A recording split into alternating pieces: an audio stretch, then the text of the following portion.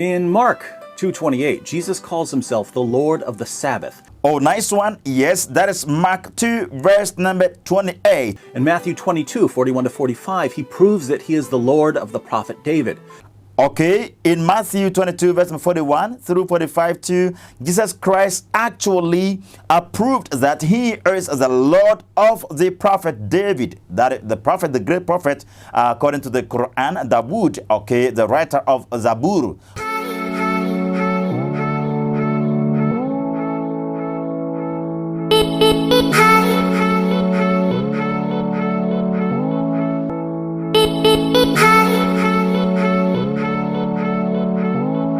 Beloved, once again, I greet you and I welcome you to Lawson Media.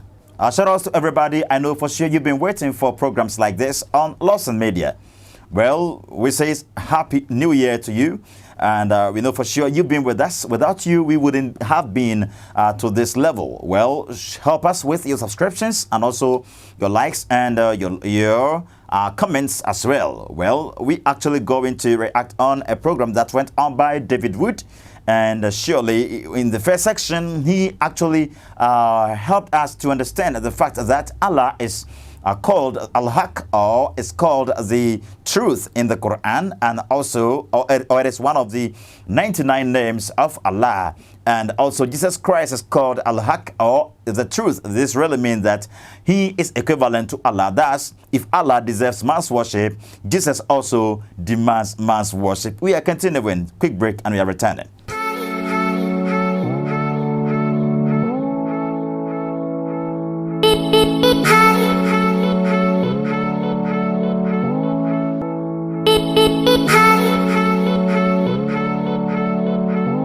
Well, you're welcome back, beloved. May God bless you for waiting for us. Let's quickly go to David Wood. He continues to give us proofs that Jesus Christ is indeed God. In Mark 2:28, Jesus calls himself the Lord of the Sabbath. Oh, nice one. Yes, that is Mark 2, verse number 28. Jesus called himself the Lord of the Sabbath. Well, being the Lord of the Sabbath, this says a lot. Okay, what next? In Matthew 22:41-45, he proves that he is the Lord of the prophet David. Okay, in Matthew 22, verse 41 through 45 too, Jesus Christ actually proved that he is the Lord of the prophet David. That the prophet, the great prophet, according to the Quran, Dawood, okay, the writer of Zabur. Well, Jesus Christ said that I am the Lord of David. David called me Lord. Yes, I am superior to David. That's exactly what Jesus said. So if David called him his Lord, it really means that Jesus Christ is God. Jesus Christ deserves man's worship. Jesus Christ is a deity. I hope you get to me well. In John 8:39-58, Jesus says that he has seen the prophet Abraham. Yes, it's true. In John 8, verse 39 through 58 too, Jesus said that he had seen the prophet Ibrahim before. The prophet Abraham. You see, before Abraham was, I am. Before Abraham was, I am. This is exactly what Jesus Christ said. And when he had uttered this, the Jews were like, how old are you? You were just born and you think you've seen our patriarch, Abraham? Who are you claiming to be? So Jesus Christ actually claimed to be more than what people think or thought he was. He wasn't a mere man. He was God-man living in the midst of men. He said, before Abraham was, I am. Before Abraham was born, I am. I am. This is exactly what God used when sending Moses to Pharaoh in Egypt in Exodus chapter 2, if I've gotten it correct. Or chapter 2 and chapter 3, 3 verse 14, or 2 verse number 14. That's exactly what God said. He said, if anyone or the Israelites ask of who sent you, tell them, I am sent you. I am. You see, Jesus said, I am. This should only imply that he was claiming to be a deity. He was claiming to be the one that sent Moses. Other than that, it doesn't make sense. So Jesus Christ said, I am, meaning I am God. And before Abraham was, I am. This is what is it? This cannot be sounded out by any mere man, but a deity. Well, in Matthew 12:6, Jesus claims to be greater than God's temple. Okay, that is Matthew 12, verse number 6. Okay, Jesus actually claimed to be greater than the temple of God.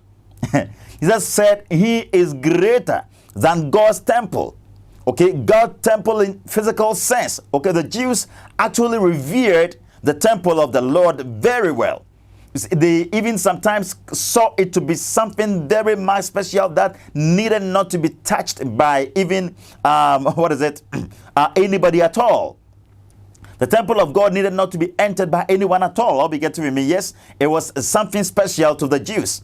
So to claim you are worthy, you are greater than the temple of God, what do you mean? Okay, and the temple of God can also be in the abstract form. Fancy me being in the temple of God, you being the temple of God, and other meaning. In other words, Jesus was claiming to be more than man. You see, the temple of God can be man, can be human, can be, because Christians are the temple of God.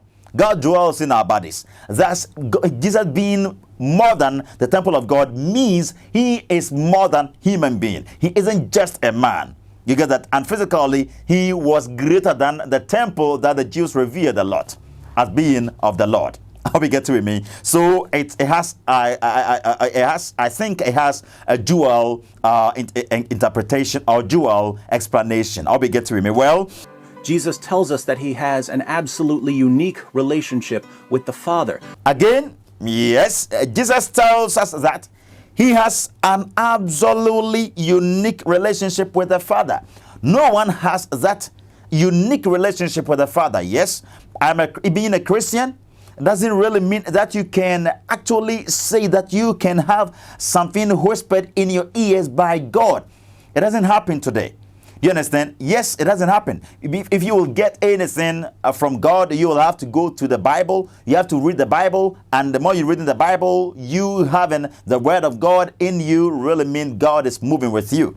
Or we get to him. The more you go in by the word of God, it really means God is moving with you. That is it. Or we get to, but Jesus Christ had some absolute unique relationship with the Father. Relationship, fancy me and my Father. Okay, in the house, relationship I have with my Father, rather than you an outsider having with my Father. I'll be get to me, or you are a mere family member having with my Father, or something like that. Jesus actually had that unique relationship with the Father, and he had been with him prior to creating time and space. He had been with him before the foundation of the universe, and Jesus being with the Father before the foundation of the universe makes him a deity. Or we get to him because he was before everything was being created. He was before the angels were being created. Thus, Jesus is God. Well, that he can answer prayers, that he is present wherever his followers are gathered. Okay, that's true. Jesus said that he can answer his followings are the prayer of his followings. You get that? That he is present wherever his followers are gathered. This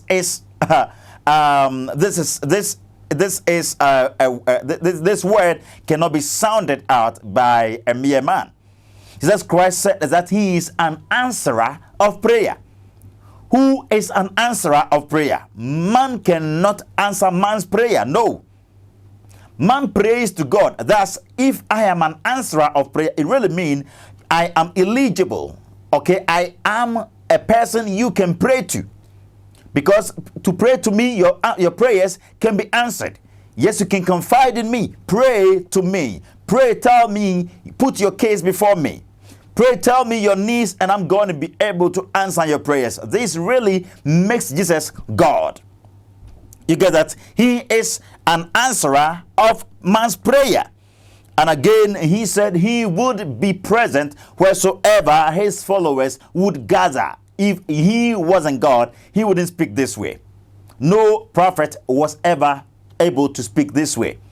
No man was ever able to speak this way. Even Moses couldn't have claimed this way, that he was everywhere. He was ever present. He was omnipresent. No, only God is omnipresent. This is exactly what makes Jesus God. Even when you read Matthew chapter 28, verse number 20, that's exactly what Jesus Christ said, that he was with his followings, most especially the apostles, till the end of time. If he wasn't God, he wouldn't be ever present. Well, that he has all authority in heaven and on earth. That's cool. He said that he has all authority in heaven and on earth.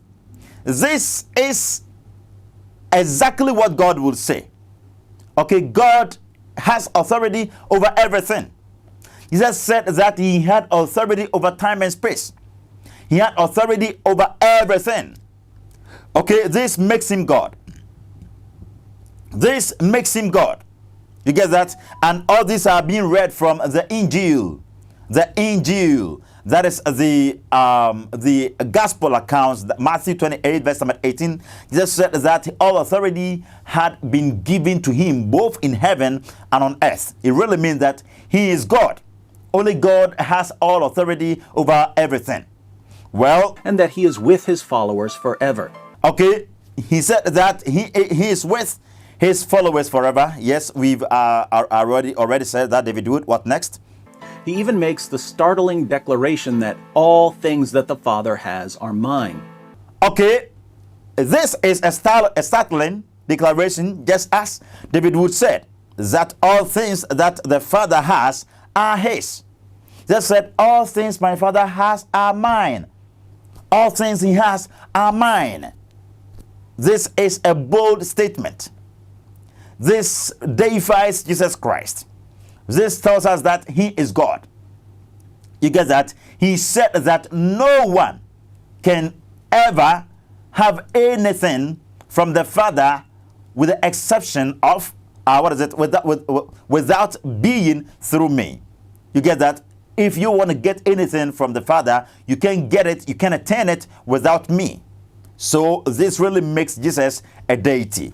It makes him God. What next? According to Jesus, all people must honor him. Okay. Yes, according to Jesus Christ, all people must honor him. According to him, all people must honor him. In what sense? Just as we honor the Father. Okay, just as we honor the Father. Wow. Okay, how do we honor the Father, David Wood? He says in John 5, verses 21 to 23, for just as the Father raises the dead and gives them life. Okay, that's according to John 5, 21 through 23. For just as the Father raises the dead and gives them life. Okay, what has that done? Even so, the Son also gives life to whom he wishes. Okay, Jesus said, even so, the Son also gives life to whom he wishes. Wow. To whom he wishes. This makes him God. Even so, the Son also gives life to whom he wishes. All right. We are ending it up here. Surely we've ascertained that Jesus is God. Okay, all these assertions he made really makes him God.